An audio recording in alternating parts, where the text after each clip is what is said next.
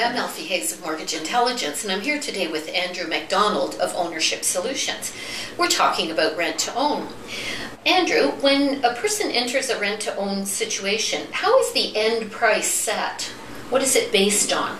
Well, really, for the model of rent-to-own, pretty much every company out there is going to use some sort of appreciated value. So if we buy a house today at $200,000 or $300,000, we're not going to sell it back to the client at the same amount. Correct. So what we're doing usually is in areas around the GTA where we're seeing good appreciation, we usually try to use 3% per year. That's and yeah, we're trying to remain conservative. And I know over the past few years, prices have gone up 5, 6, 7% per year.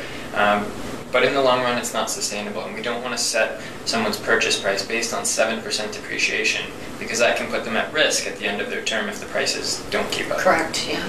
And I mean, they're going to have to qualify based on the appraised value of a house too. Yeah. Is there any risk in setting a price and then not being able to meet that price at the end of the transaction? Yeah, absolutely, because the way the rent-to-own program is structured is that the client has the option to purchase at a certain price. So the way they purchase is they go out, qualify for a mortgage at the end, but if they can't get the appraisal to support the price they have to purchase at, they might have trouble getting the mortgage they need.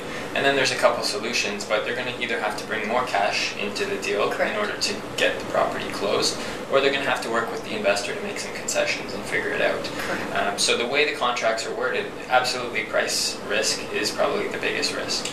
So it is something that warrants discussion when we're sitting down with a customer and they're deciding on what level of house they're going to purchase. Yeah, that as well as the fact that, you know, if the economy doesn't go where it needs to go, we don't want them to get stuck at the end of the program.